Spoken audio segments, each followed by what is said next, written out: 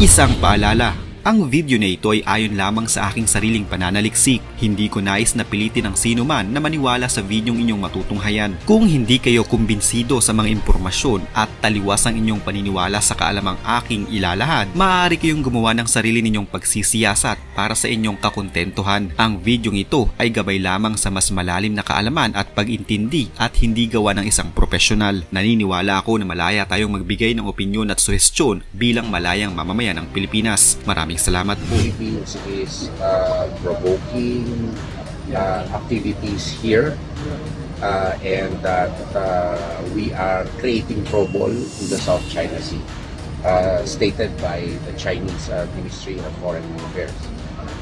My response to that is that only China believes in what they are saying. Truth and in fact, no country in the world, none, supports unequivocally their claim to the whole of the South China Sea. Now, on the Philippine side, a lot of countries support our sovereignty and jurisdiction.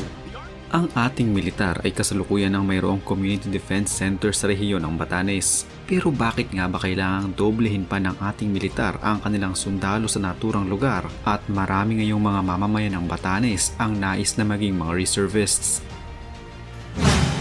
Ang Batanes sa kasalukuyan ay may nasa mahigit kumulang 19,000 mga Pilipinong naninirahan.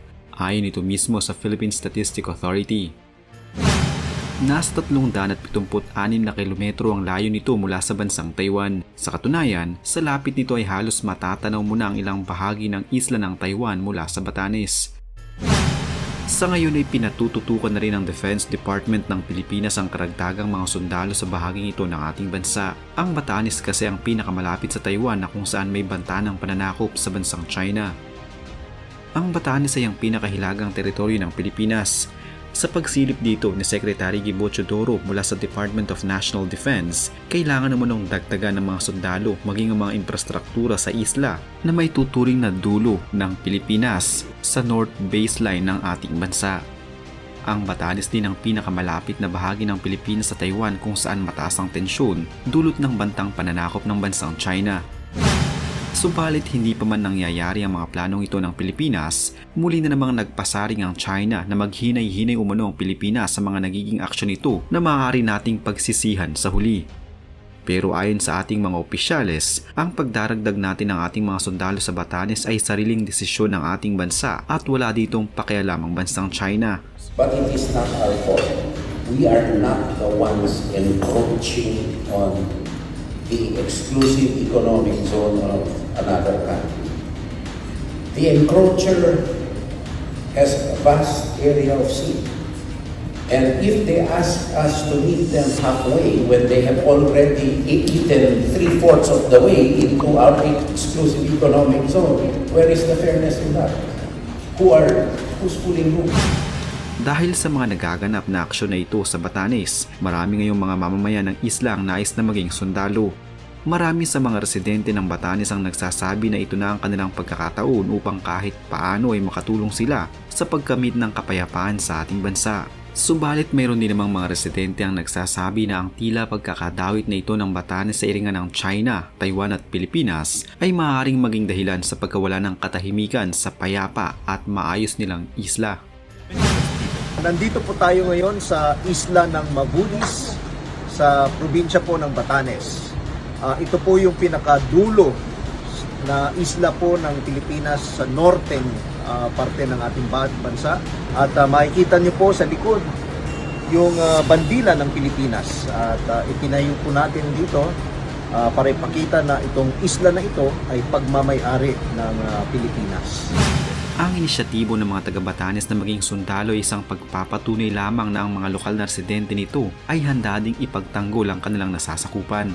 Hindi sila nangingiming isugal ang kanilang buhay upang ipagtanggol ang kung anong pag-aari nila.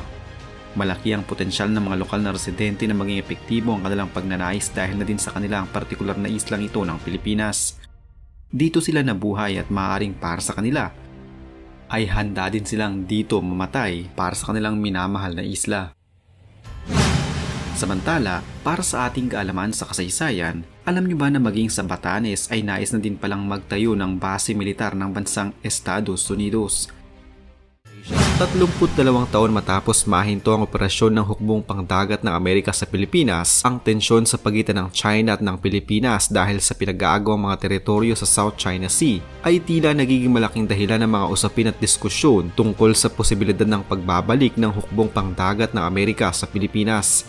Sa kasalukuyan, isang pag-uusap ang nagsasabing muling magtatayo ng naval base ang Amerika sa isla ng Batanes na nasa pinakadulong hilagang bahagi ng Pilipinas. Ang pagtatayong ito ay bunga na rin ng Extended Defense Cooperation Agreement sa pagitan ng Pilipinas at ng Estados Unidos. Ayon sa isang independent analyst, ang Batanes ay may tuturing na isang strategic location. Ang islang ito ang siyang naghihiwalay sa katubigan sa pagitan ng Pilipinas at ng bansang Taiwan. Ayon din sa mga eksperto, magandang pagtayuan ng Batanes ng mga base dahil kung sino man umano ang may kontrol dito ay siyang may kontrol sa Taiwan Strait o sa katubigan sa pagitan ng Taiwan at ng Pilipinas. Ang napaulat na planong ito ng Amerika ay napagdesisyonan noong Agosto lamang nitong taon, kasabay ng ika-72 anibersaryo at selebrasyon ng Mutual Defense Treaty na nilagdaan ng Amerika at ng Pilipinas. Sa ilalim ng kasunduang ito ay nangangako ang bawat bansa ng mutual assistance kung may mangyari mang pananakop o agresyon mula sa ibang bansa. Mas naging maugong pa ang usaping ito nang mabalitaan ng Amerika ang tungkol sa tila panghaharas ng China sa barko ng Pilipinas nang minsan silang magdala ng supply sa BRP Sierra Madre nitong taon lamang. Nang mangyari iyon, kasama din sa mga tila nagpanting ang tenga sa ginawang iyon ng China ay ang mga bansang UK, Japan at marami pang iba. Ang mga military drills ngayong taon kasama pa ang massive live exercises sa karagatan sa pagitan ng Pilipinas at Amerika ang mas nagpataas pa ng mga espekulasyon ng muling pagbabalik ng naval base ng Amerika sa ating bansa. Kasama pa ang mahigpit na pagbabantay ng hukbong pangdagat ng China sa border nito sa karagatan, partikular na sa South China Sea. Ayon kay Kanishka Gangopadhyay, ang tagapagsalita para sa US Embassy sa Maynila, ang US Embassy at ang mga eksperto sa US Army ay naging aktibo pagdating sa pakikipag-ugnayan at pakikipag-usap sa gobyerno ng Pilipinas. Kasama din sa mga napag-usapan noon bukod sa pagpapalakas ng puwersang militar at paglalagay ng naval base ng Amerika sa Pilipinas, napag-usapan din ang tungkol sa engineering, medical at agricultural development projects na ilulunsad sa bansa. Ayon naman kay Marilu Caico, ang gobernador ng Batanes, nakikita umano niya ang patuloy na assistance ng Amerika sa pagtatayo ng port o base na maaaring paglagakan ng mga cargo ships. Ang napag-usapang iminungkahing lokasyon ng base ay maaaring ilagay sa isla ng Basco sa Batanes. Napili ang lugar na ito dahil kung ang kasalukuyang pantalan sa Batanes ang gagamitin, ay mahihirapan sila dahil sa hindi magandang daanan patungo dito. Idinagdag pa sa ulat, nagpakita ng interes ang Armed Forces of the Philippines para sa pagpapalawak ng radar technology sa bansa upang mas ma-monitor nila ang mga nasasakupan ng Pilipinas. Ang planong pagtatayuan ng bagong naval base sa Batanes ay may layo lamang na humigit kumulang 200 kilometro mula sa Taiwan. Ang magiging base na ito ay hindi na lamang magbibigay ng access sa Amerika sa Pilipinas, kundi magdadala din ng tensyon sa pagitan ng Washington at ng Beijing. Ang kahit anong gawing hakbang ng Amerika o proyekto sa ibang mga bansa ay nakikita ng China na magiging bantay ito sa kanilang seguridad at pipigil sa kanilang mga hangarin. Formal na nagpahayag noon pa man ang Amerika ng kanilang pagtangkilik sa One China policy at maayos na ugnayan sa Beijing kaysa sa Taiwan. Subalit kailangan umano nilang tuparin ang kanilang pangako na military aid sa ilalim ng Taiwan Relations Act. Sa ilalim ng batas na ito, kailangan nilang suportahan ng Taiwan pagdating sa pagprotekta sa kanilang bansa mula sa agresyon at pananakop ng ibang mga bansa, partikular na ang China. Ang expansion ng Enhanced Defense Cooperation Agreement o EDCA, partikular na ang mungkahing pagkakaroon ng naval base ng Amerika sa Pilipinas, ay pinagdedebatehan ngayon dahil na din sa pagpapalawak ng presensya ng Amerika sa Pilipinas. Nababahala ang mga eksperto na posibleng mas tumas pa ang tensyon sa South China Sea kung itutuloy ang plano ng pagdaragdag ng mga lugar ng pagtatayuan ng pasilidad ng Estados Unidos sa loob ng mga kampo ng militar. Ayon mismo sa China, inilalagay umano ng Amerika ang Pilipinas sa malaking malaking panganib at pansariling interes lamang umano ng Amerika ang ginagawa nilang pagpapalakas ng military presence sa Pilipinas, lalo pa at nakatuon din ang kanilang pansin sa issue ng China at Taiwan.